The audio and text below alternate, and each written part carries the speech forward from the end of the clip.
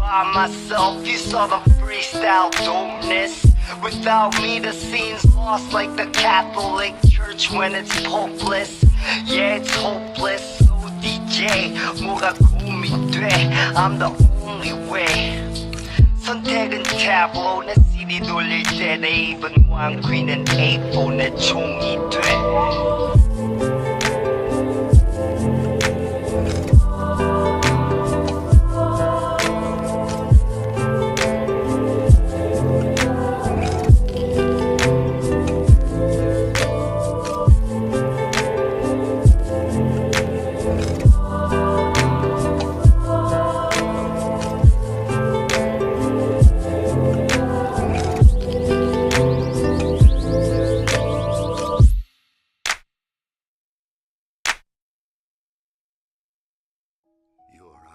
Gazed into the realm of death.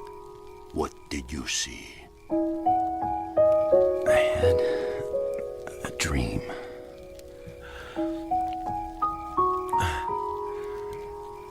It was the first time, that I was really scared, shook with fear. If one thing, one atom had given way, then I would be gone.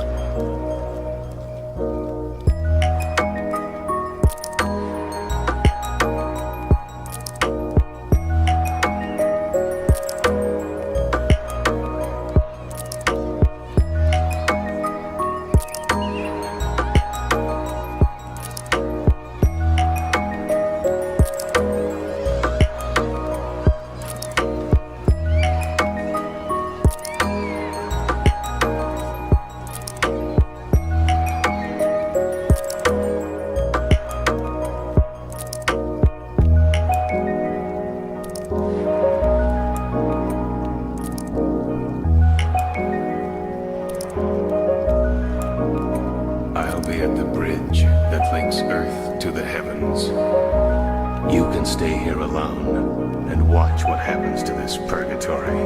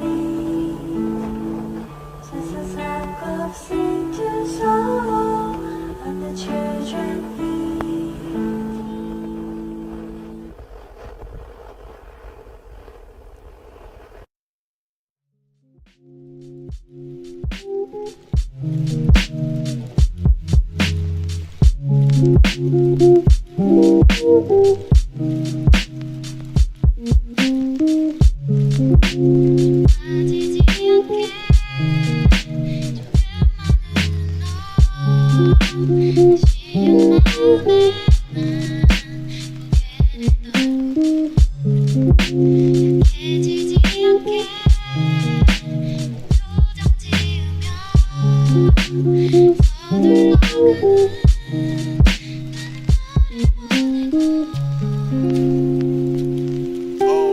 my Lord, what have I gotten myself into? Seems like I woke up in yesterday again. Another day, another dream. Doesn't matter anyway. Watch me. If you think I don't have the energy level or the mental acuity. The best way to get something done, if it holds near and dear to you that you like to be able to, anyway. From Charlotte, another line going from in Florida down to Tampa. Of Putin's kleptocracy. Yeah. America is a nation that can be defined in a single word. I was going to put him. The idea that Los Angeles and what am I doing here? For two reasons. One,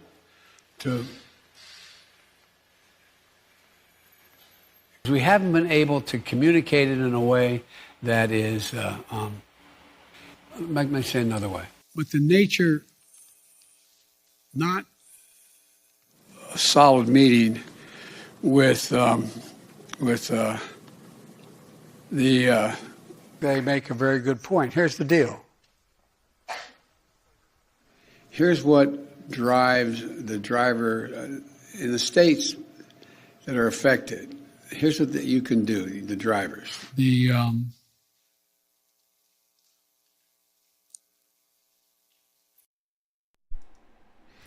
Hello, everyone.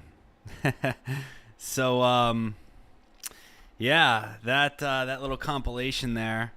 I'm not sure who made it, but I think it's pretty relevant to our situation here in the United States right now and in the West. Yeah, things seem to be falling apart. Our leaders are totally incompetent, and the people who control them above them are evil. I mean, it doesn't get any worse than this. It's pretty bad, but there are fighters on our side. At least they seem to be. I don't know. Maybe they're controlled opposition. Who knows? But there are guys like DeSantis right now that truly do seem to get it. And what I mean by that is, you know, I don't want to call them the left. Let's just say the establishment, and really the left, essentially. They've always used Machiavellian tactics to try to get what they want and try to bring about their vision of the future and manifest it into our reality. They pulled all sorts of shenanigans with abortion, with the Patriot Act taking away your rights, with all these attempts to try to implement gun control here in the United States. I'm not going to go over some of the events that occurred that brought about their so-called solutions to these problems that we've had the past, 100 years, ever since liberalism really took a foothold in the West. Some have argued that it's always been around, but they've used these tactics that are very manipulative, that are very Machiavellian, that are, Alinsky-style tactics, right? If you read Rules for Radicals, it's basically winner takes all. It's doing whatever you can to gain power and to influence people in a way that will get you power, right? So, finally, there's somebody here with DeSantis that understands this and is using this against the establishment, it seems.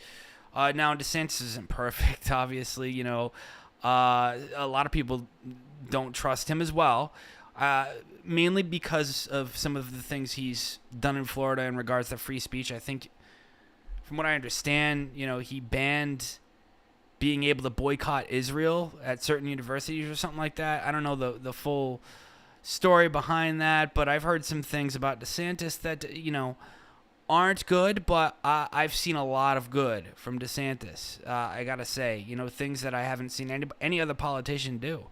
And when he's flying people to Martha's Vineyard, these migrants, as a sort of I guess big FU to the elite, it goes from this level of talking tough, a lot of things Trump did in his 2016 campaign, to actually doing it, right? And Trump talked a lot of talk, but he didn't walk the walk always. He seemed to sometimes, but not really all the time. He's still pushing Operation Warp Speed, the vaccine, like it's the greatest thing ever, the greatest accomplishment that's ever been done ever in scientific history. It's absurd. It's absolutely absurd. And we're gonna go over some of that too. You got myocarditis commercials now for children, saying, "Oh, does your child suffer from myocarditis? Here's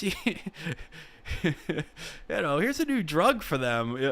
It's just a money-making machine, isn't it? It's a money-making machine. And I see y'all in the chat asking about the intro. Yeah, man.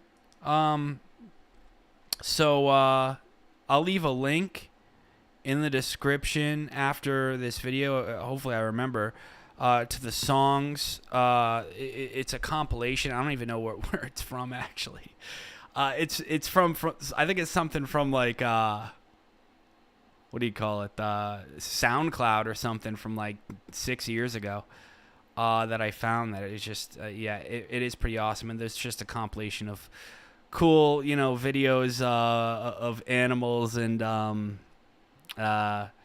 just artistic things and inspiring things with all sorts of themes in there. But anyways, so let's talk about this DeSantis situation. Now we have this sheriff in Texas announcing that there's going to be a class action lawsuit and an investigation into what he did, shipping these migrants from Texas to Massachusetts. And he's actually going to continue doing this, supposedly.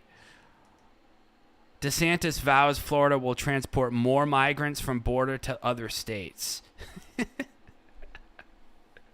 He's just gonna, okay. So we'll just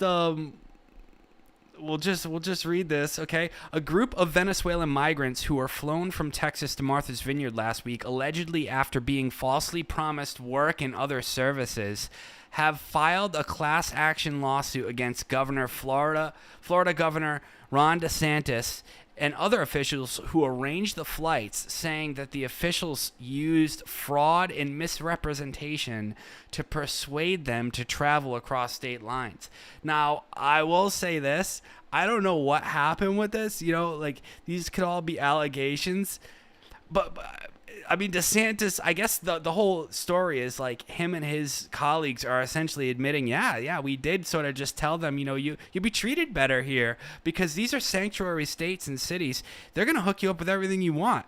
And there's like brochures that I guess Florida officials gave these illegals saying like, oh, you can get all of these great benefits in Massachusetts, free money, free education, free healthcare, because they're sanctuary cities and sanctuary states, So, I guess that's what the thing is. But is it fraud? Is it misrepresentation? Not really, because these sanctuary states are offering this these types of services. Let's just see what this sheriff had to say here, because this investigation is ongoing now. I guess they're trying to nail him for some sort of fraud or something like that. So let's check it out. We are open We are opening up a case with an investigation with regard to the suspected activities involving the 48 migrants from Venezuela that, as we understand it at this point, the facts of the case at this point, are that on Wednesday, September 14th, here in Bexar County in the city of San Antonio, our understanding is that a Venezuelan migrant was paid what we would call a bird dog fee to recruit approximately 50 migrants from the area around a migrant resource center on San Pedro here in San Antonio. As we understand it, 48 migrants were lured, I will use the word lured, under false pretenses into staying at a hotel for a couple of days. They were taken by airplane. At a certain point, they were shuttled to an airplane where they were flown to Florida and then eventually flown to Martha's Vineyard, again, under false pretenses is the information that we have, that they were promised work, they were promised the solution to several of their problems. They were taken to Martha's Vineyard from what we can gather for little more than a photo op, video op, and then they were unceremoniously stranded in Martha's Vineyard. Okay, so here's the thing. Have you guys ever been to Martha's Vineyard? It's actually beautiful, and I'd rather be there than the border of Texas and Mexico. Like, you could call it really is like the perfect stunt. It's a political stunt. I do think it is, but all right. So I have mixed feelings over this because I hate the idea of using human beings as like a political stunt. I don't think but you see, DeSantis they're sort of making the argument where it's kind of like, well, you have this plausible deniability, where it's like, well, actually, these are sanctuary states and cities, so they actually do offer better services. So we actually are taking better care of them and giving them a better life. That's true. I can't really deny that. And I don't think most Americans can. These Californias, Massachusettses, Martha's Vineyards, all these types of places tout their virtue by saying, yes, we accept all illegals. No one's illegal here. We have our sign in the front yard. We believe in science. We believe, global warming is real. We love the polar bears or whatever. Greta Thunberg and Bill Gates are our literal heroes. And we want all the illegals. You ever see... Man. It just reminds me of those shirts that... I always see white millennial chicks wearing these shirts that say I'll pet all the pets, give me all the pets. I love all the pets. I drink all the coffee. They should make a shirt for these blue staters that love illegals and tout the idea of them being sanctuary places for the illegals. Give us all the illegals. We'll take them all. Why not? And then once push comes to shove, though, they don't actually want to do it. And this is what we've been complaining about for so long when it comes to progressives. They'll tout all these policies that they never actually have to face or confront or feel the effects of in their own lives. It's like they call for gun control while they, pay millions of dollars for armed security. They don't need guns personally because they have armed security. That have special licenses, right? They'll tout mask mandates. Meanwhile, you see guys like Newsom, and just about every liberal New World Order Great Reset leader throughout the Western countries. I'm pretty sure you saw Trudeau doing it, the guy in Canada, the girl in New Zealand, you name it, Bojo, all of them. They were caught out in public with people not wearing a mask. Meanwhile, they're touting their mask mandates for everyone else. And it's the same thing with these illegals. They say, bring them all in. Give me all the illegals. I'll take all the illegals. Meanwhile, they're in their gated communities. They're gated communities with their walls. And They say they don't want to build the wall, but they got walls around their gated communities. And they don't have to feel the effects of it because it's just like the elite of the Hunger Games, right? And then once they actually are confronted with the realities of the policies that they push, they're like, oh, we don't, wait a minute here. We didn't mean that you could do this to us. We didn't mean that you could do this to our communities. So it shows the hypocrisy. And again, this is why, like, I understand, like, a lot of people, especially, like, I understand a lot of libertarians and a lot of just truthers, they're not going to trust any politicians. I definitely don't trust any politician. I don't trust DeSantis, but I do see DeSantis up here, and he's, like, using the Saul Alinsky tactics from Rules for Radicals and Machiavellian tactics. Finally, somebody who's anti-establishment that does this, because you have all these useless people in, like, politics and in activism on the right, or just anti-establishment that are supposed to be pro-freedom and stuff. They are totally ineffective. They're just ranting. They're just ranters. They're just, you know, they're sort of, a lot of them are grifters too, you know. So, you know, it has to be like, you really do have to get down and dirty if you want to get somewhere in this sort of culture war. But I don't like the idea of using human beings as a political stunt, though.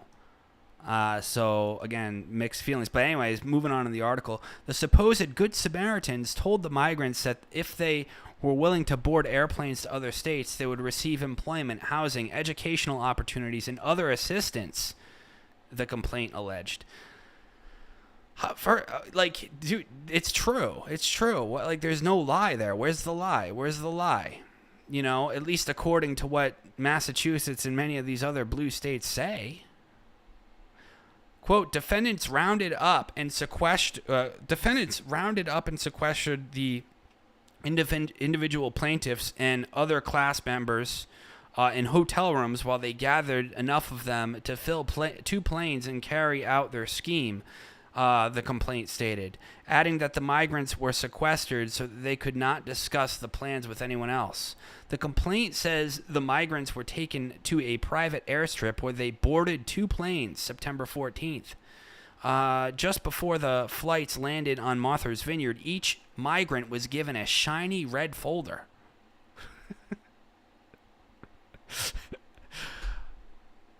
Like, the theatrics, man. It just seems like there's a lot of theatrics here. A shiny red folder. I don't know. There's something just weird about that. It's like, so, I don't know. That included official-looking materials, including a brochure titled Massachusetts Refugee Benefits, according to the complaint.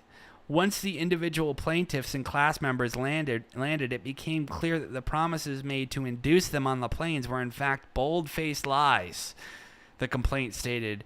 Defendants completely abandoned the class members. They did not travel with the class members or connect them or arrange them for any services or on arrival.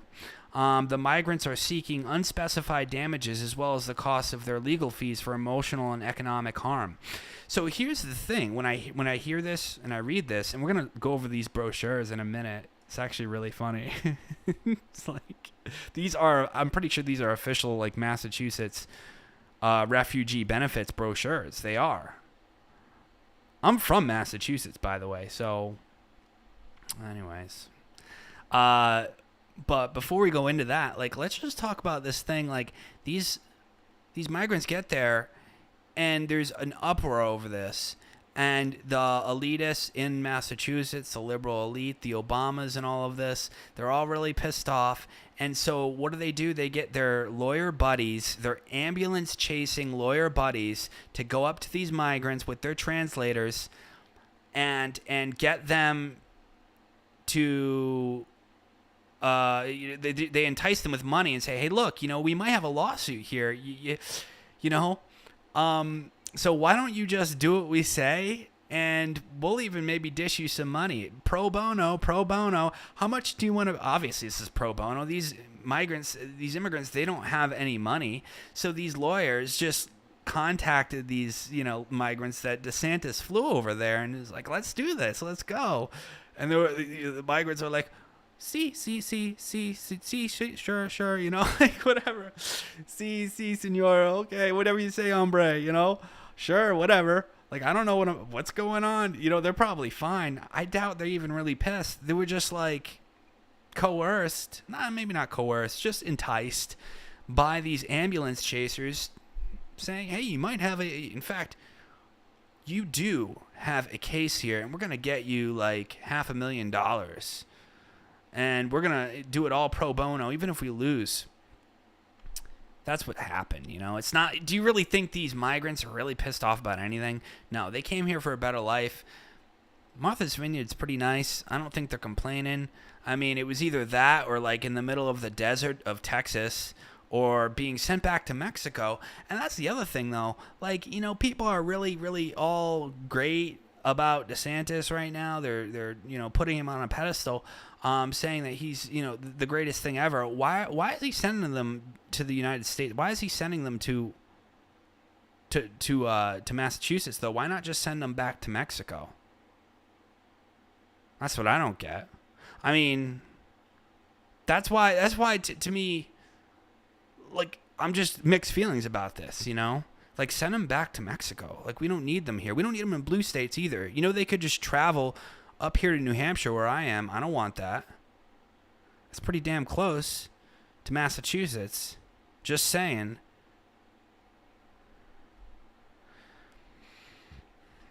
The day after the migrants arrived in Martha's Vineyard, DeSantis announced that he had arranged for the transportation, part of an ongoing campaign by him and other Republican governors, to send migrants to Democrat-heavy cities such as Washington, New York, and Chicago to publicize the soaring numbers of crossings this year on the southern border. And that's what this is. This is a publicity stunt. For better or for worse, Democrats and immigration advocates decried the incident as a crass political stunt. The White House slammed DeSantis and other Republican governors, using migrants as political pawns, shameful, reckless, and just plain wrong. But that's exactly what these lawyers are doing with this class action lawsuit, enticing these migrants to join it against DeSantis. They're doing the same exact thing. And they do it all the time. They do it all the time, and they cry victim. So that's why it's kind of like the Eye of Sauron, the Ring of Evil, whatever, the Lord of the Rings. I'm not very familiar with it, but doesn't the ring have power? It gives you a lot of power, but it also turns you kind of evil, and that's kind of what I think DeSantis has done here. He's taken the Machiavellian tactics and the Saul Alinsky's rule for radicals. Let's go, and he's just doing it. It's the ring of power. This is what the left does.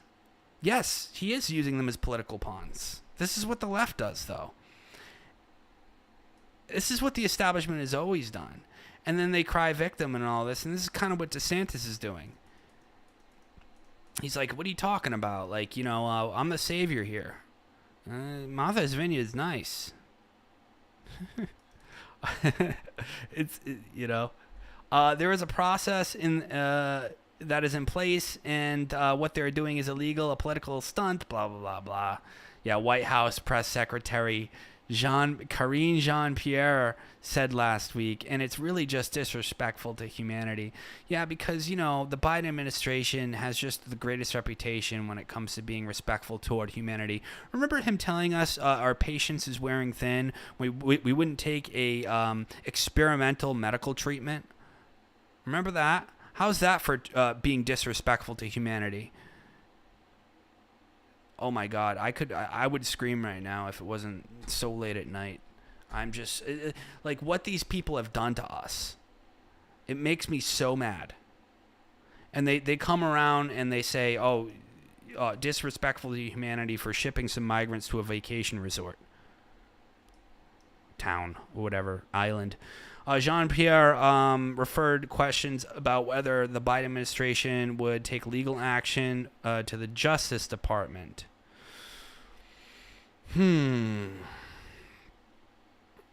Yeah. So, and then it goes on to talk about the statement from this, Texas sheriff, where they're investigating it as, possible criminal activity or something. So, look at this. This is the brochures that the migrants were given. You can see here. Where's the other part of it here? Additional services. This is from the official Massachusetts Refugees Benefits brochure. And it talks about cash assistance for illegal immigrants, refugee employment services. So this is all, all of these things. Some information on where they can, find these services and how, how to go about looking into it. And so, that is all real. And there is an argument for bringing these people to Massachusetts. Like, there is an argument for bringing them to these states that will actually give them benefits. Why keep them in Texas? Why keep them in Florida, whatever, where they're not going to get anything but deported back to Mexico where they belong? Why doesn't that happen, though? So this is my mixed feelings about the whole thing. I'm just checking out the chat here.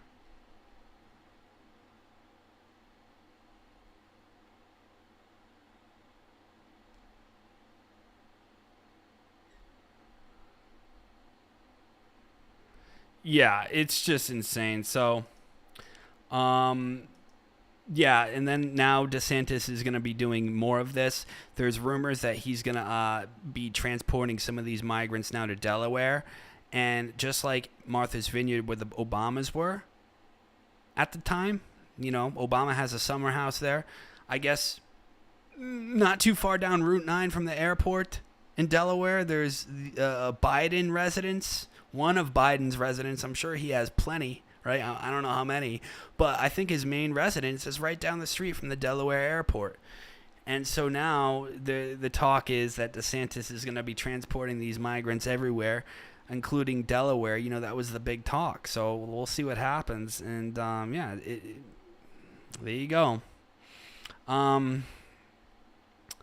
So let's see what Biden had to say. This is him. No, we're going to actually talk about this first. So Biden has announced that the pandemic is over. Did you guys know that? Did you guys realize that the pandemic was over? I had no clue. I still thought we were in a pandemic of clown world. Like a pandemic of absolute total oblivion, confusion, and darkness. But no, I guess he's referring to, maybe he's referring, didn't the pandemic end in like 1919 or something? Oh no, that was the Spanish flu. No, what was there a pandemic recently? I'm not sure. H1N1, was it SARS? Oh wait, COVID. Oh, that COVID, right. So I guess that just ended now because Biden says so. I mean, I didn't realize that it didn't end. For me, it ended in March 2020. But yeah, I guess now some of these non-playable characters will take off their facial diaper apparatuses, as long as they have their most up-to-date booster, of course, because Biden says it's okay now. But I do think that there'll be people, by the way, that will always be wearing a mask, like even 20 years from now. And like a face shield and gloves and stuff like that. Let's see what Biden had to say. He claimed the pandemic was over in this latest interview from, I think, last night or the night before. Mr. President, first Detroit Auto Show in 3 years. Yeah. Is the pandemic over? The pandemic is over. We still have a problem with COVID. We're still doing a lot of work on it. But the pandemic is over. If you notice, no one's wearing masks. Everybody seems to be in pretty good shape. And so I think it's changing, and I think this is a perfect example of it. Mr. President, first. After everything they've done to us, shutting down our businesses, getting people fired for not taking the jab, kicking people out of grocery stores and gas stations for not putting on a facial diaper, beating the crap out of like children, like you saw in Australia, mainly in Canada, dragging people out of their homes for, organizing protests against the lockdown crisis, because that's what it was. It wasn't a COVID crisis. It was a lockdown crisis. It was a tyranny crisis. Making people, as grandma dies in the other room, making people wait outside or, say goodbye to her behind like a plastic shield or like a plastic curtain. Not being able to be there with their loved ones as they, pass away during this lockdown crisis. Just countless unspeakable acts of evil from our governments. Endless debauchery, fear, propaganda, and lives ruined just forever. I mean, I'll never forget what they did to us. Just never forget what they did to us. The most evil event ever in history, by far, I think. I mean, it's what they did to us is worse than the Holocaust. It's worse than the Holocaust. It's worse than what Genghis Khan did. It's worse than what the Soviets did. Because it was like a form of torture on the whole entire planet. That's what it was. It wasn't even just mass murder. It was a form of torture and isolation. Suicides up, alcoholism, fentanyl overdoses, everything. It was torture. We would have been better off if they just wiped us, half of us out, at least we would have not suffered, because so many people have suffered as a result of this. Unspeakable suffering over nothing. Because look at us now. Everything's open. Literally no one's wearing masks anymore, just like Biden says. And he acts like that, where's the apology? He should be saying the pandemic's over and I'm so sorry for what we did to you people. What we did to the American people. I'm so sorry. Please forgive me. He should be getting on his knees in front of the camera and saying, please forgive me. Please forgive my controllers. Please do not. Please do not hold this against us or forgive us. Find it in your heart. And, I don't think we can forgive him, because I don't think it's ever going to be sincere, his apology.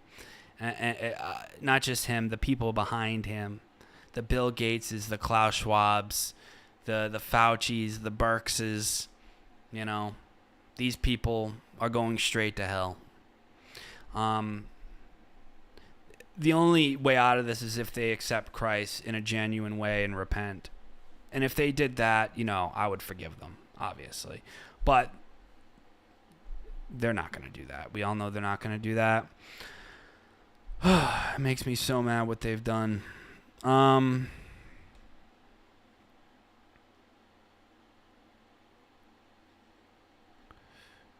Yeah.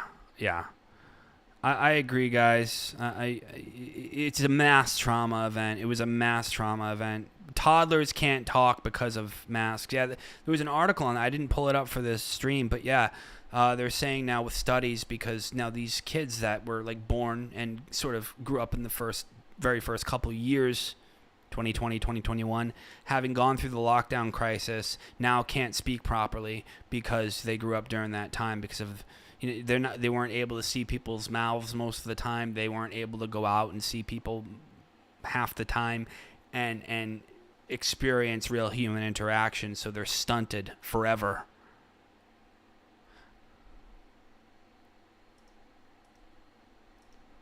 Anyways, so the pandemic's over, no big deal. Where's the apology? He also said in this, so this is all from 60 Minutes. It was a couple big things here. And this is, man, this is bad. So watch Biden contradict, I guess, the White House. I thought he was the White House, but I guess, well, we all know Susan Rice is probably running the show. Obviously. I mean, Joe Biden. Guys. even the progressives know it's a clown show. It's kind of funny. It's really hard to like get out of somebody that they actually support Biden when they all voted for him. Which, yes, of course, he won fairly. When they all voted for him, it was just a hate vote against Trump, not for Biden. But let's check this clip out. He goes on to say that we would defend Taiwan if they were invaded by China. But I guess the White House, his other half or something, came out and said that he's actually not telling the truth or something, or that he don't listen to him. Basically, we're not so sure about that. So check it out.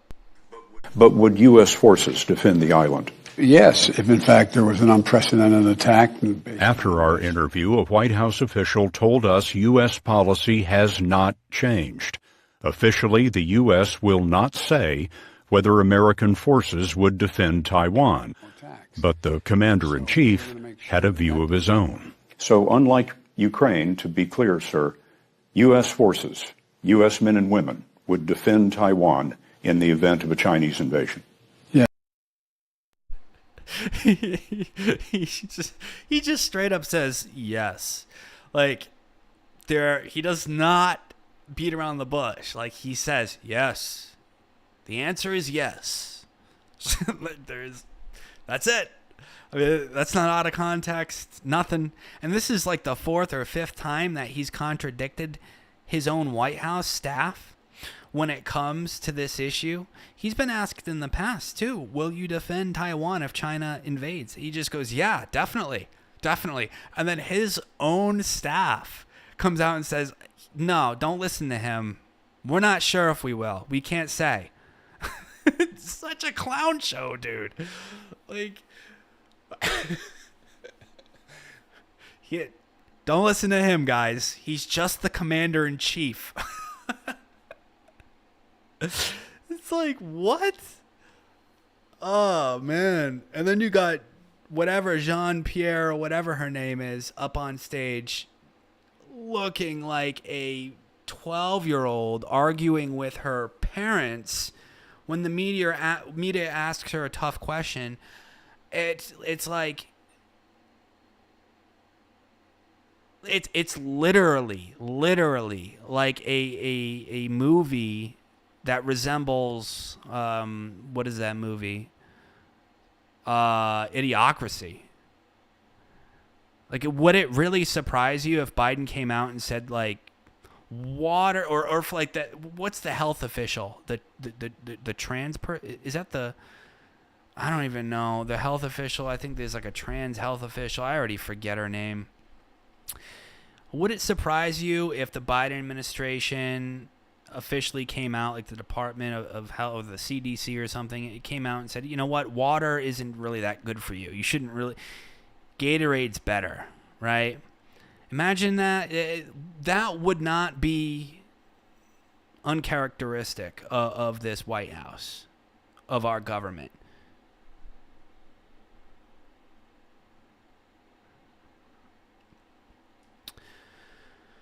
So it looks like the first child myocarditis ad that most people have ever seen has now aired on television. Now, I'm not sure. I'm going to try to like speak in between as much as I can here because it's a 28-second clip and, you know, I don't want like a copyright thing to be flagged. So, but let's check this out. I've been into fashion since I can remember. But one day I had a stomach ache so bad I didn't want to do anything. The team at New York Presbyterian said it was actually my heart. It was. So, since when do children on a mass scale have heart problems? Is that like a common thing on a mass scale? Because I read article after article now of not only children and young adults, but athletes just dropping dead. And there were also these articles written about sudden adult death syndrome, how it's been on the rise in the past year. And Google searches for that skyrocketed dramatically. And then mysteriously, when the media started picking up on it, because it was like they couldn't ignore it, Google Trends for sudden adult death syndrome dropped on Google. Yeah, that was weird. Sort of out of nowhere. Yeah, Google is manipulating us, I think, maybe. I'm not sure why. Severely swollen. Something called myocarditis. But doctors gave me medicines and used machines to control my heartbeat. They've saved me. So now I can become the next great fashion designer.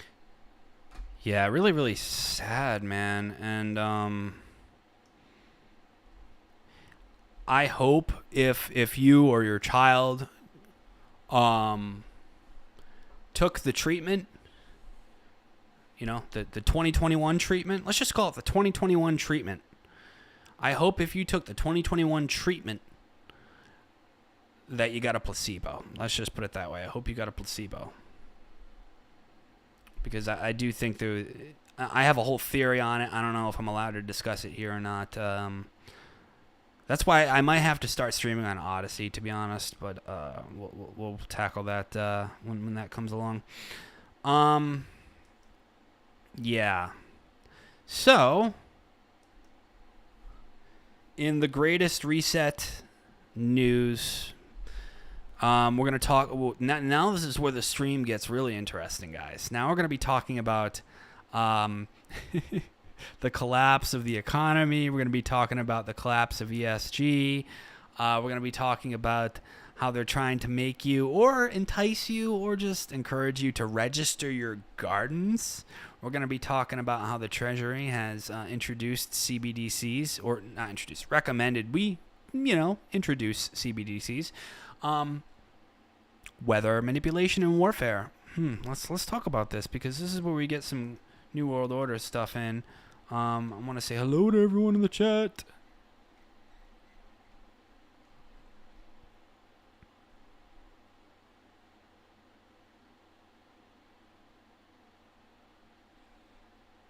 Yeah, I know. Crystal Jean, she says, do you realize there's a large part of the population that still cannot see this stuff? Yeah, most people.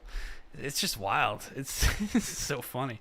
I mean, it's not funny, but it kind of is. It's just wild. It's mind blowing. But anyway, all right. So recently, Bill Clinton and BlackRock CEO, I think it's Larry Fink.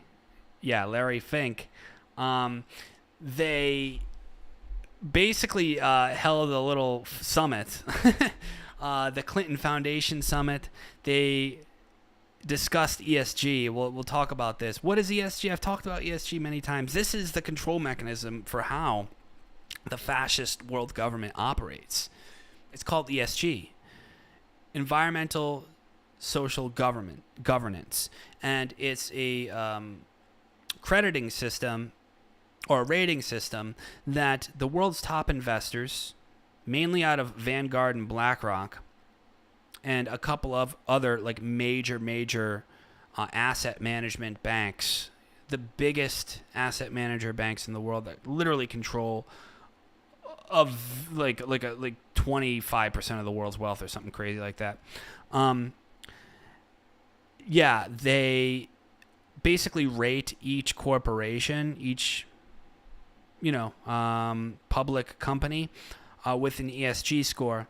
And this ESG score rates them on how well they're doing in trying to, quote unquote, reduce carbon emissions, to bring about a more sustainable world and lifestyle, how they handle COVID, how they handled COVID, because of course the pandemic's over, according to Joe Biden, how much diversity and inclusivity they are pushing in their corporate structure, and how well they're doing in all of these different types of metrics. They're basically the Agenda 2030 Great Reset metrics laid out in several globalist documents such as Agenda 2030. And you could just look at like the Club of Rome, what they've been talking about for like 40 years. There's now a rating system. It's called ESG. So it's kind of failing in some ways because now that the economy's tanking, I think people are kind of just like, how do we make sure our corporation doesn't collapse in on itself? And it's really starting to like manifest in that way. And they're like, should we care about ESG when, we don't have any revenue? Like when we can't pay off our debts, when we're insolvent. But anyways, so let's read this. Former President Bill Clinton was joined by BlackRock CEO Larry Fink at the Clinton Global Initiative Conference in New York City to discuss a corporate framework known as environmental social governance, a key feature in the globalist Great Reset agenda. On the second day of the two-day meeting Tuesday, Clinton praised Fink for being one of the main drivers of ESG into the corporate space. I want to thank you for urging people to consider the social impact to their investments and trying not to go for a quick rate of return if it's damaging to society, but instead try to build a future we can all share. So let's check this out. I want to thank you for a lot of things. I want to thank you for urging people to consider the social impact of their investments and try not just to go for a quick rate of return if it's damaging to society, but instead to try to build a future we can all share. And so this is a number of things I want to say about this.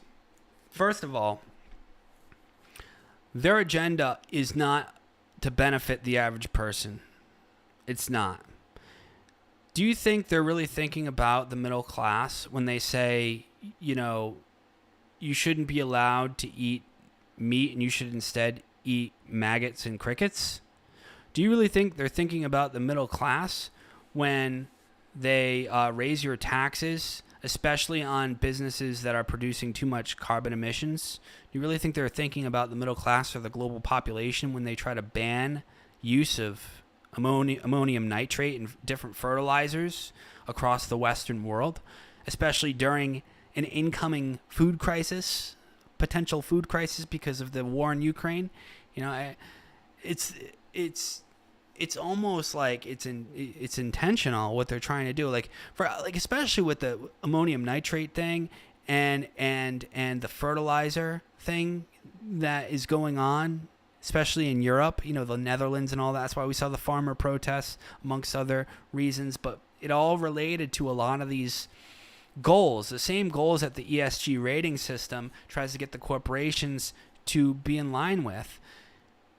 Governments are doing it too. Governments have an ESG rating, I'm sure, in a way. Are you going along with the Build Back Better agenda? I'm sure Trudeau has a good ESG rating. Of course, I'm speaking a little bit tongue-in-cheek. I don't think governments actually get an ESG rating, but they kind of essentially de facto do. They get a good, nudge from Klaus Schwab. Wasn't it Klaus Schwab himself that said he owned half of Trudeau's cabinet?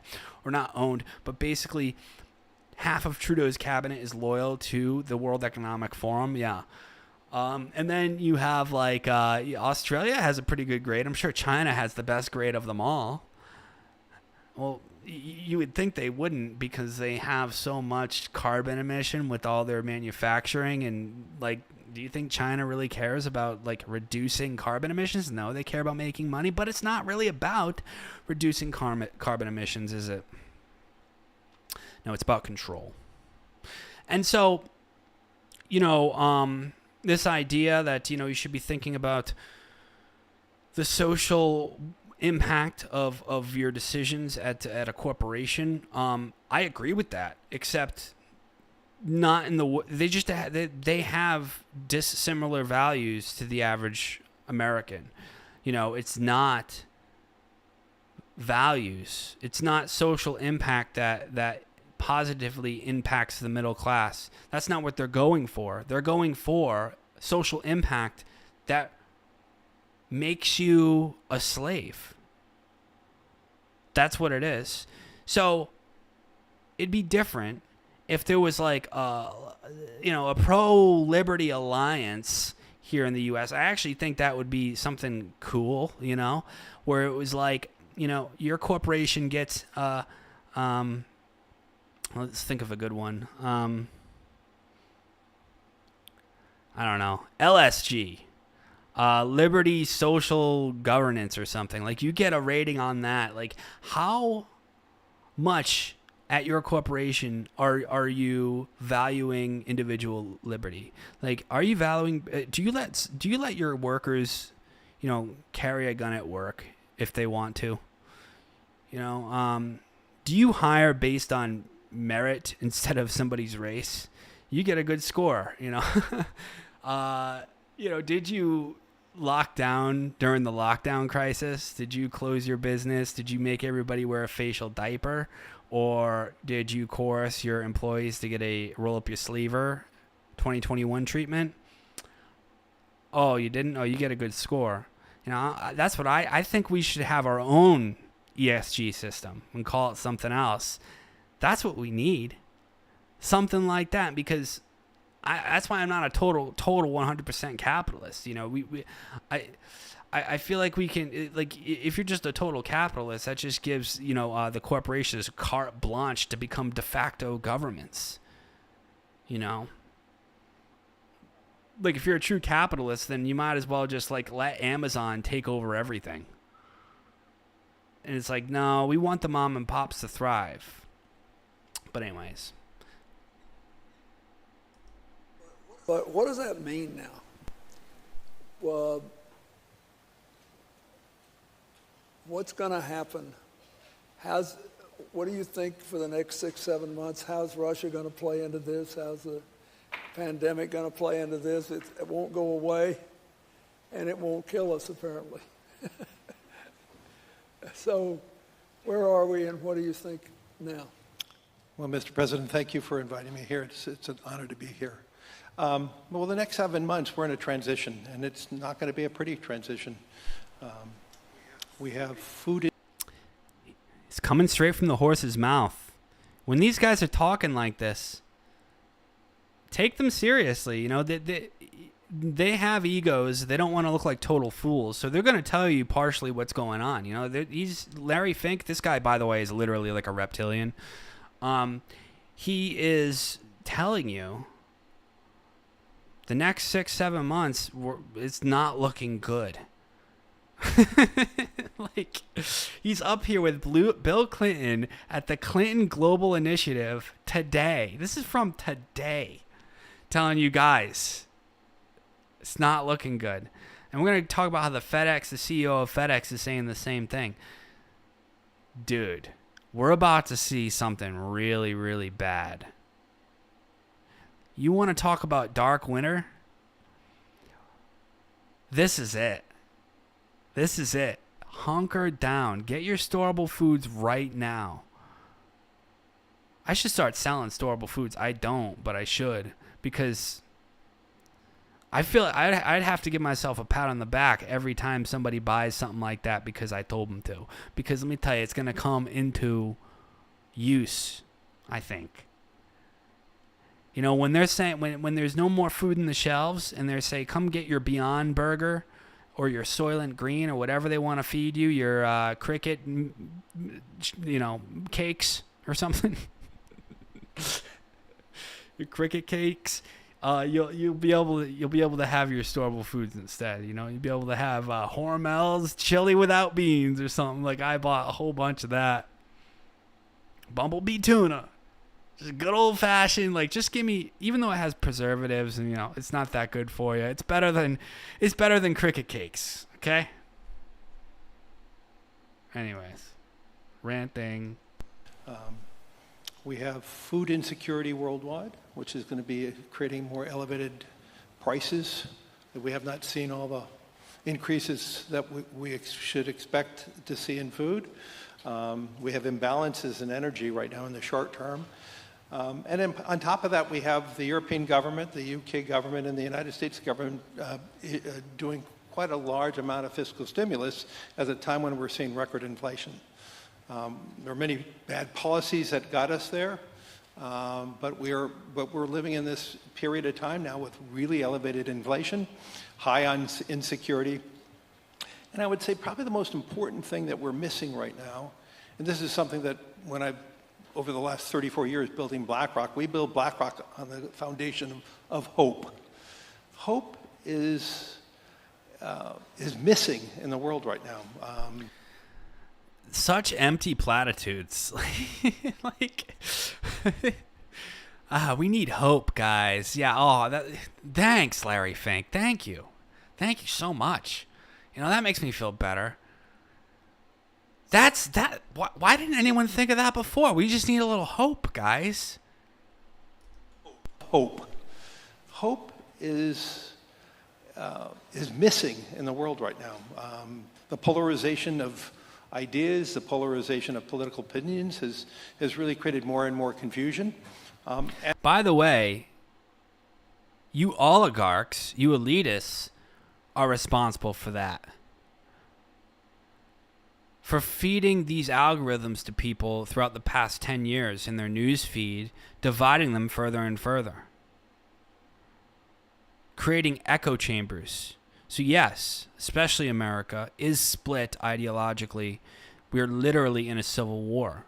We have governors shipping large swaths of people across the country as a form of warfare. It's demographic warfare. It's propaganda warfare.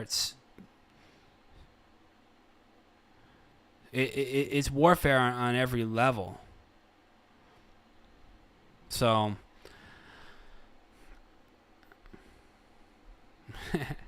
after thanking Fink for not being a climate denier, Clinton went on to praise him for using ESG to bring back balance to society. Right. I want to say one thing about Larry that I really admire, quite apart from the fact that he's not a climate change denier. Where does that come from?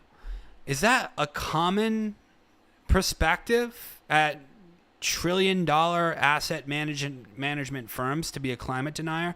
Why is he randomly thanking him for not? It's like he has to go out of his way to mention that. I'd like to thank him for not being a climate denier. Okay, yeah. Every single head of every corporation believes in climate change at this point. They've all bought it hook, line, and sinker. So I don't know where that's coming from. I'm the target of all those. This may be more important. I think one of the 2 or 3 factors most responsible for an unsustainable rate of inequality in the world today is that decades ago, actually, when Hillary and I were in law school, that's a long time ago, in the United States and elsewhere, people stopped teaching corporate law the way it used to be taught. Corporations, when I was a kid coming up and when I went to law school, were creatures of the state who had responsibilities to all their stakeholders. Yes, they're investors, but also their employees, their suppliers, their customers, and the communities of which they were a part. Then there was a whole long period of time when basically it was the stakeholders here, the shareholders here, and everybody else down here for many places, especially in the United States. And he's tried to bring back the balance, not just for climate change, but for the health of society as a whole. And I'm very grateful to you for that. Yeah, what's he mean by bringing back balance? He wants to go back to the old world order. What's that, feudalism? Yeah, bring back balance. Yeah, bring back balance by, encouraging everybody to hate themselves, not have children, and, get rid of their cars for an electric car that can be shut off at the whim of the government when, you post something mean on social media. Bring back balance by, taxing people into oblivion so they can't start their own small business and try to compete with like somebody like Target or Walmart or Amazon, right? bringing back balance, creating feudalism here, techno-feudalism back in America, where instead of the kings and queens of Europe back in the good old days when you had the noblemen will be under the boot of Larry Fink, of Jeff Bezos, of Mark Zuckerberg, and whoever else, right? Unilever CEO Alan Pope chimed in to argue that although there are costs in the short term in implementing ESG, the clout and profit incentives are worth it.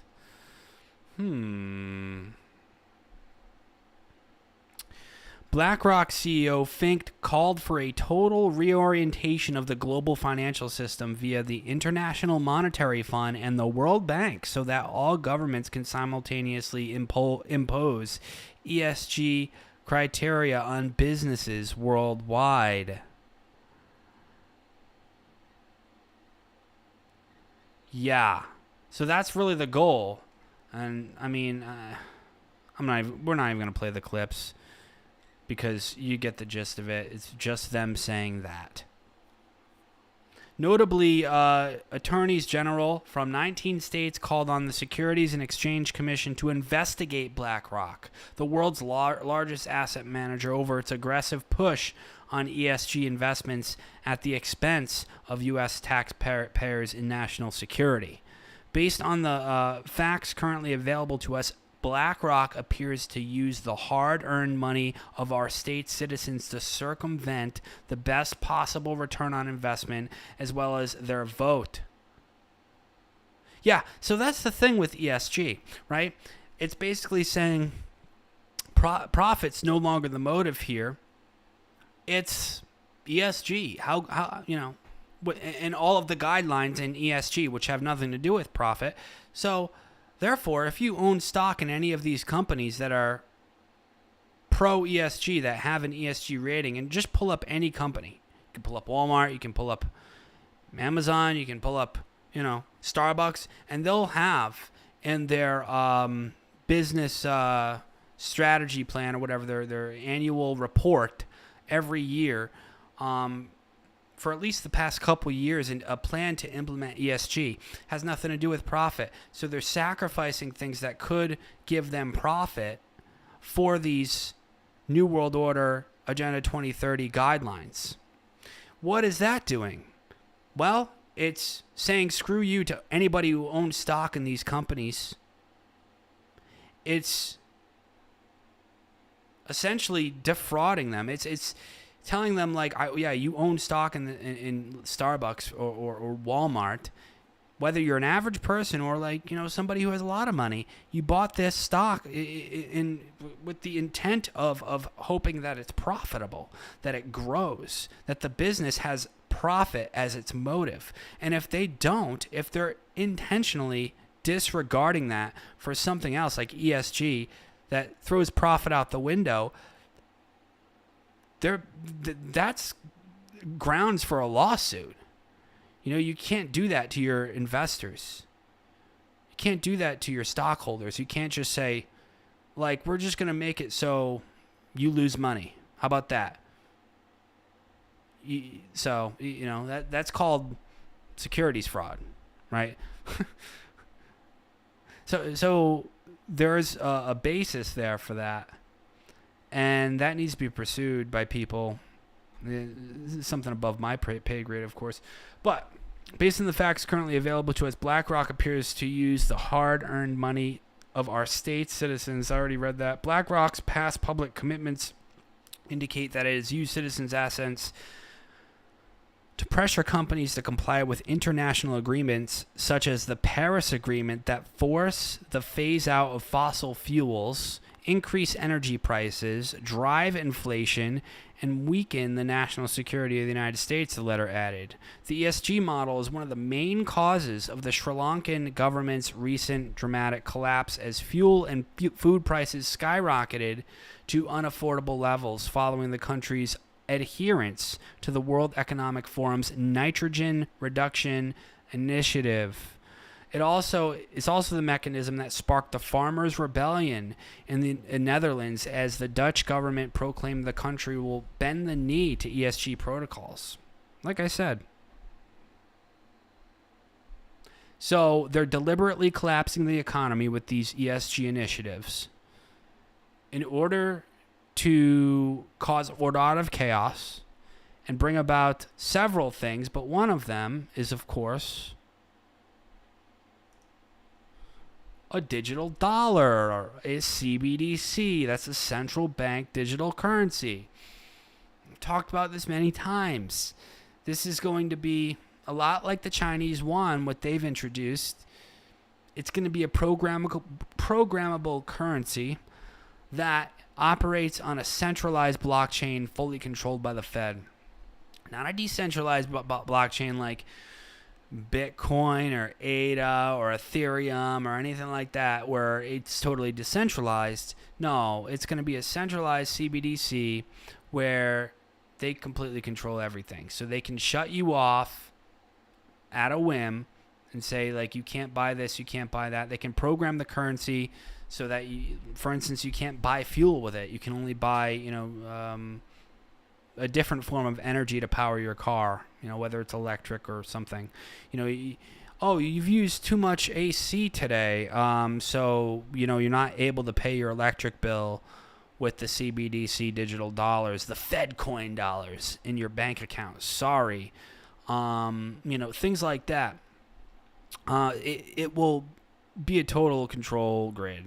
And, if you post a mean tweet, maybe they'll shut off your bank account. You won't be able to, buy anything at the grocery store or something, because you posted a mean tweet that week. No cricket burgers for you.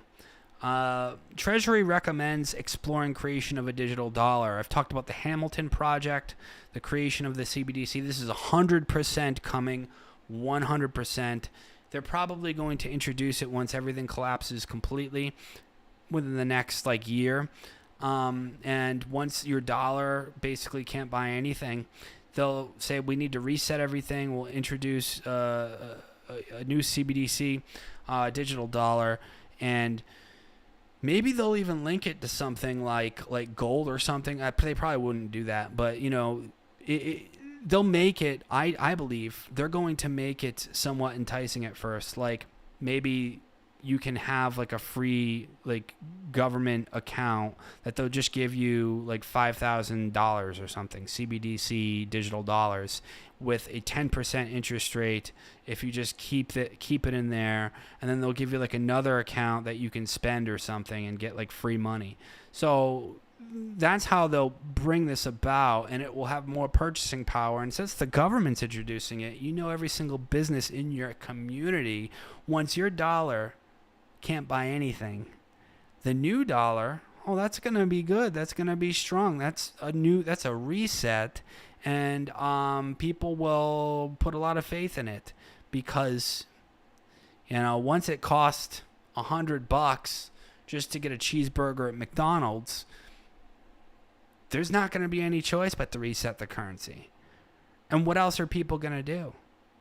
What else are people going to do? And the Fed's going to come along and they're going to say, look, we'll figure this out. We're going to reset everything. We're going to introduce this. It's going to be not backdated. It's going to be reset in a way that, $2 buys you a cheeseburger. 2 digital CBDC Fed coin dollars buys you a cheeseburger. All you got to do is accept these terms and conditions. We get to shut off your money if you post a mean tweet about Biden. I don't know if it'll go literally that far. But at least at first, it'll realistically though, there will be a limit on how much gas you can buy for your truck. I think there'll be stuff like that. They'll be say, hey, look, but we gotta have this. Look at the hurricanes, look at the earthquakes. That's the other thing. There's an earthquake in Mexico. Oh yeah, this is all because of climate change. So the new dollar has a limit on how much gas you can buy per week. But we'll give you a stipend here, a bit of a dividend if you buy yourself a Tesla. And then, 10 years from now, I'll be like, oh, you get an extra stipend too if you, put the Neuralink chip in your brain to buy and sell. This way, all you got to do is scan the forehead whenever you go to McDonald's. You get your Cricket burger. Cricket Happy Meal burger.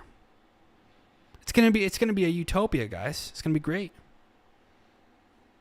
The Biden administration, this is out of the Washington Post, the Biden administration is moving forward one step closer to developing a central bank digital currency known as the digital dollar, saying it would help reinforce the U.S. role as a leader in the world financial system. The White House said on Friday that after President Joe Biden issued an executive order in March calling on a variety of agencies to look at ways to regulate digital assets, the agencies came up with 9 reports covering cryptocurrency impacts on financial markets, the environment, innovation, and other elements of the economic system. Treasury Secretary Janet Yellen said one Treasury recommendation is that the U.S. advance policy and technical work on a potential central bank digital currency. Yeah, or CBDC. That the United States is prepared if CBDC is determined to be the national in the national interest. So it's prepared. So they're getting very serious about this. This isn't just an idea at MIT anymore. This is the Treasury Secretary Janet Yellen actually saying, time to start working on this right now. And she goes on to say, right now, some aspects of our current payment system are too slow or too expensive. Yeah. Central bank digital currencies differ from existing digital money available to the general public, such as the balance in a bank account, because they would be a direct liability of the Federal Reserve, not a commercial bank. Yeah. Sounds like, these bankers, when they introduced the Federal Reserve in 1913, the whole idea was to eventually centralize into this very goal. Right? Because pre-1913, the banking industry was extremely decentralized, especially during the Western expansion and all of that. And these banks had to be solvent. They had to be solvent. They had to be sound in order to survive, because if not, they would just collapse, right? They would just collapse. And a lot of these banks weren't very big. Some would succeed, some would fail. And their whole justification for the Federal Reserve Act when they passed it, they actually pulled a fast one, and I'm pretty sure they passed it on Christmas Eve when nobody was there. And it wasn't even full. Same thing with the income tax wasn't even fully ratified during that time too. It was around the same era. They pushed through a lot of draconian centralized pro-government, big government stuff during that time that we're just seeing the fruits of now. We're literally seeing the fruits of it now. And the idea was to centralize that industry into an oligarchical banking system where the printing of money was elastic and it wasn't tied to anything specific, and these banks could lend out money a lot easier and all this. And so that's basically what happened. And now with this CBDC, it will all just be openly centralized and connected to the Fed instead of oligarchical. So right now what they do is they basically lend printed money to large commercial banks, and then these banks lend it out to other people. That's basically how it's done now. But now they're just going to cut out the middleman. And this was the goal the whole time, right? Ever since 1913. It took them 110 years. And now they're talking about really being able to implement it. This is what the Great Reset is all about. This is one key element of it. They don't list that in Agenda 2030 specifically, but this is one key element to it. According to the Atlantic Council, a non-partisan think tank, 105 countries representing more than 95% of global gross domestic product already are exploring or have created a central bank digital currency. The council found that the U.S. and the U.K. are far behind in creating a digital dollar or its equivalent. Treasury, the Justice Department, they're far behind because China is already like there, right? Because China is the beta test, the prototype. It's like, well, let's roll this out, see how it goes here. Of course, very different culture and population, but they can at least maybe get a little bit of data, because if everything goes to shit in China, at least it's not America where like everyone's got guns and stuff, because in China they can just sort of batten down the hatches a little easier. Treasury, Treasury, the Justice Department, the Consumer Finance Protection Bureau, and the Security and Exchange Commission and other agencies were tasked with contributing to reports that would address various concerns about the risks, development, and usage of digital assets. Several reports will come out in the next weeks and months. I look forward to that. I'm not even being facetious when I say that. Because you'll learn a lot. You'll learn a lot from what these people are trying to bring about. It's so key. You guys, this is really going to change everything. Do you realize that? Do you realize what we're about to see?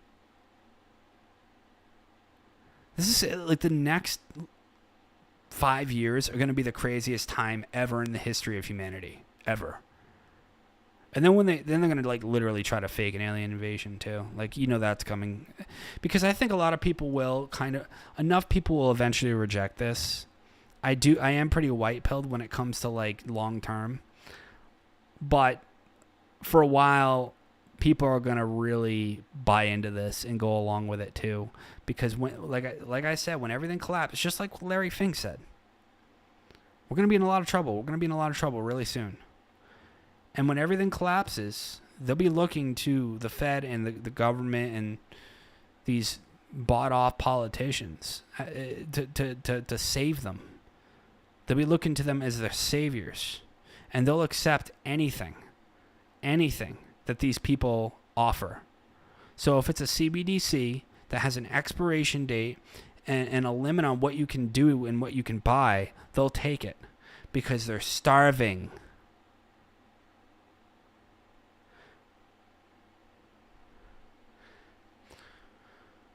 Eswar Prasad, a trade professor at Cornell who studies the digitization of currencies, said the Treasury's report takes a positive view about how a digital dollar might play a useful role in increasing payment options for individuals and businesses. He said that the report sets the stage for the creation of agency regulations and legislation that can improve the benefit-risk trade-off associated with cryptocurrencies and related technologies. And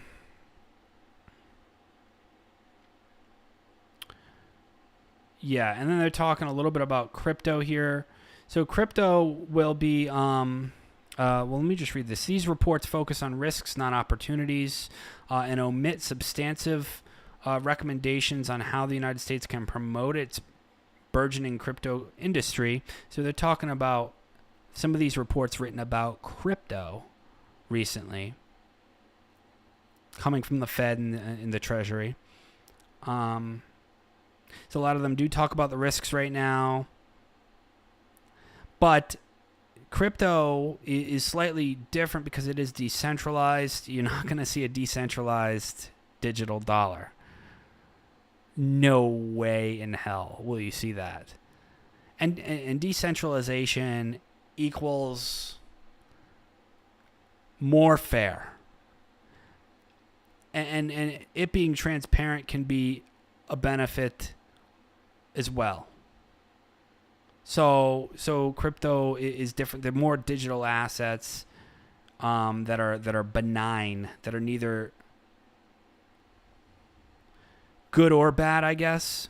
Neither good or evil. It's just a technology. It's like, it's like a firearm, right?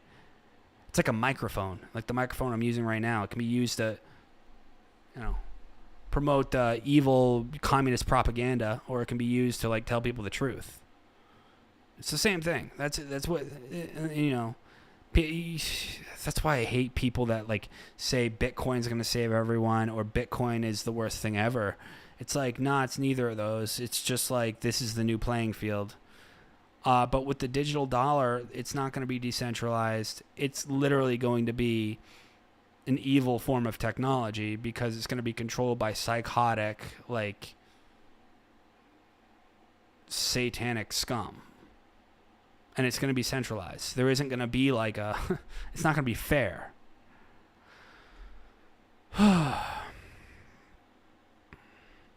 The director of the National Economic Council, Brian Deese, told reporters that we've seen in recent months substantial turmoil in cryptocurrency markets, and these events really highlight how, without proper oversight, cryptocurrencies risk harming everyday Americans' financial stability and our national security. So now they're laying the groundwork to regulate crypto. This is why they hired, partly, 80,000 new IRS agents, because they don't know how to tackle this issue with the rise of like decentralized cryptocurrencies, especially private coins like Monero and Pirate Chain. They're freaking out over that. Fact sheet: White House releases first ever comprehensive framework for responsible development of digital assets. Yeah, so I'm not going to go through the whole framework here. Because a lot of it is empty platitudes, right? They'll say, oh, make it not risky, make it responsible with innovation. Reinforcing our global financial leadership and competitiveness. Fighting illicit finance. Yeah, ooh, okay, yeah. Exploring a U.S. central bank digital currency. Yeah, well, there you go. This is straight from the White House. They're telling you what they're... I've been talking about this for like 3 years, saying that, eventually the government's going to officially announce this, and now they have. This is from whitehouse.gov. Exploring a U.S. central bank digital currency. Like, I am the guy telling you what they're literally going to do. Like, this is 100% going to happen.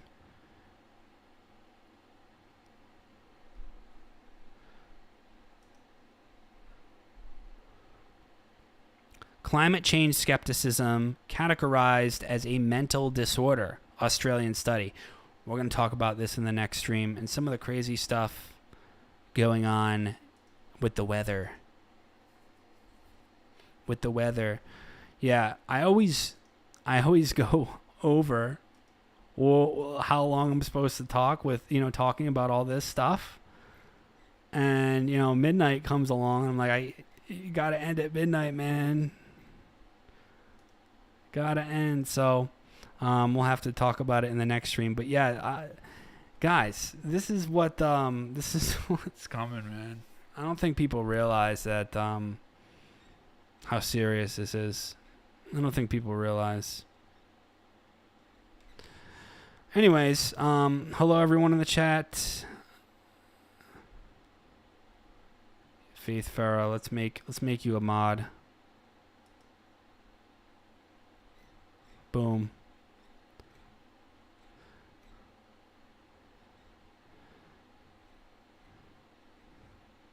Yeah, so sorry, I didn't get a chance to look at the chat too much.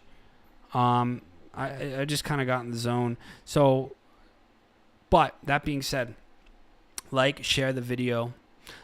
Give it a thumbs up, because honestly that really does help in the algorithms. At least, I'm shadow banned to high heaven, but that does help. And if you watch it on one of the other platforms, do the same thing. So you can find me on Odyssey, BitChute, and Rumble as well. And I would subscribe over there, because I might start streaming on Odyssey or Rumble. Also, you can follow me on Twitter and Gab. And I was gonna cover I was thinking about talking about, let's just talk about it. One more thing we got to talk about. We'll talk about some of the other weird stuff in the next stream, but we got to talk about one more thing, because this is we just have to talk about this. Now, I can't show the actual picture of it because from what I hear, it's being considered like sexual content or something because of how outrageous it is. But if you want to see a picture of this person, that I'm about to talk about, you can go to my Gab or you can go to my Telegram group. Links are in the description box for that. Gab is at Press Reset Earth, and the Telegram group is Resisting the Reset. And I posted pictures of this person. High school defends transgender teacher with large prosthetic breasts.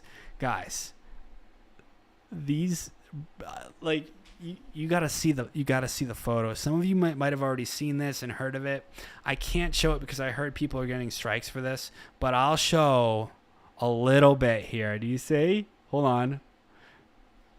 The reason why I can't show the last part is because basically you can see the nips, kinda. You can see the nipples a little bit. But there's a transgender high school teacher that insists they have to wear these gigantic, beyond cartoon level, beyond obnoxious, gigantic fake boobs. I can't show it, but it's so crazy. It's so crazy. And it's you can see the nipples through the shirt too. It's so crazy. You guys have to go see this photo because it is so crazy. Anyways, this person claims they're a transgender. They're a high school teacher, and they're teaching their class wearing these gigantic breasts. They're fake prosthetic breasts. And the high school is defending this person. I can't get over the state of the Western world. I can't get over this stuff. This is so outrageous. Just go to my Gab or Telegram group and look at the photo. It is so crazy. You would almost think this isn't real, but it's real. This is actually real. I've triple checked it. High school defends transgender teacher who wore large breast forms under tight t-shirt to class as bosses say they want to create safe and inclusive environment for all students and staff. Kayla Lemieux, a teacher in Ontario, Canada, started her menopause a year ago.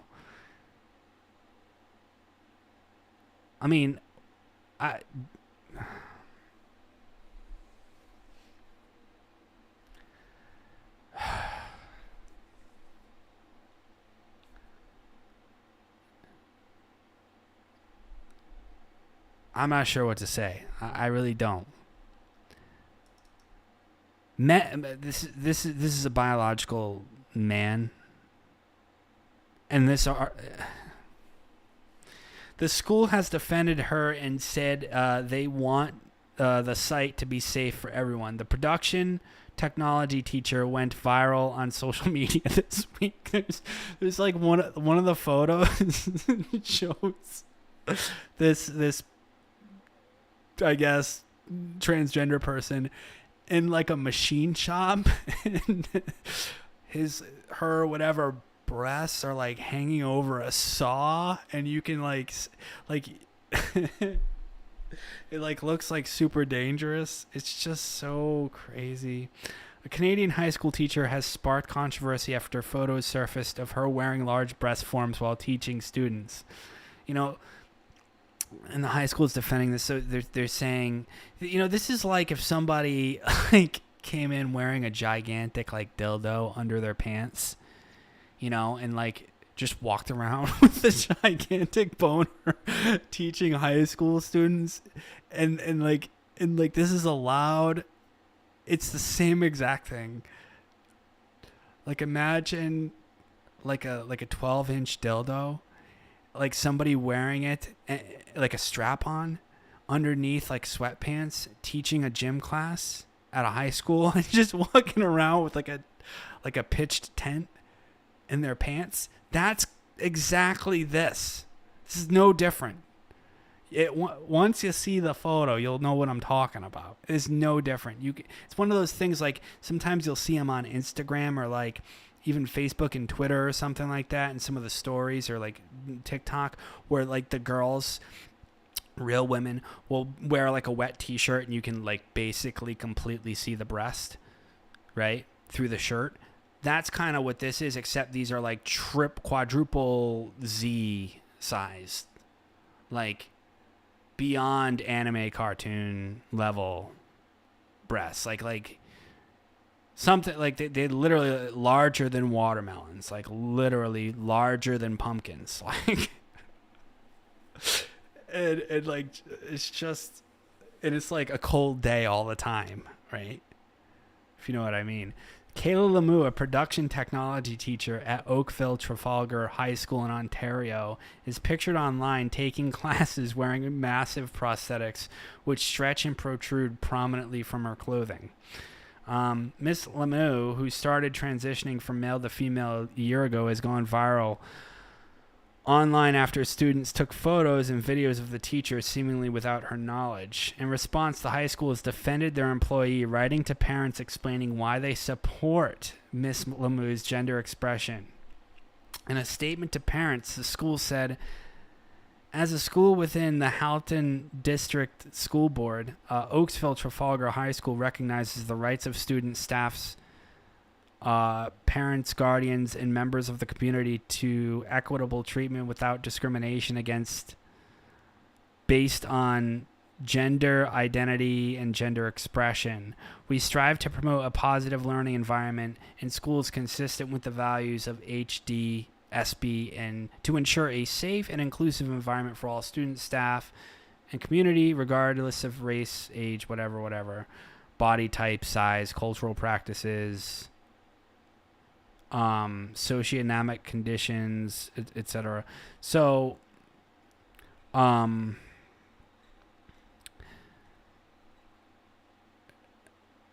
this, I think the school has to defend this teacher, because they could be sued if they don't, because the law says you can't discriminate based on these things. So if they fired Kayla Lemieux, or if they even said like you can't wear this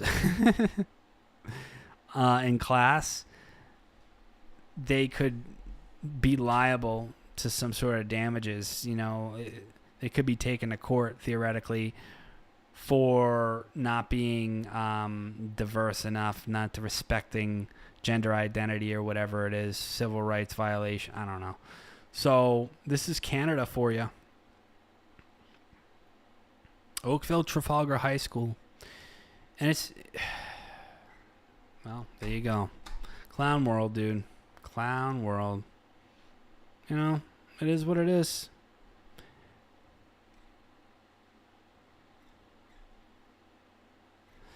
Yeah, it is what it is. Thank you so much, guys. Thanks for joining. We'll talk more about this later in the week in regards to, hopefully we'll get to that weather manipulation stuff later in the week. Again, like, share, and subscribe. Follow me on Gab and Twitter. Join the Telegram group if you haven't. If you want to support the channel, I have Patreon and PayPal. Faith Farah, thank you so much for putting links in the chat there for it. Obviously, yeah, like I said, though, like, share, subscribe. Drop a comment below if you're watching this after the live show as well. Let me know what you think. Let me see here. What else we got?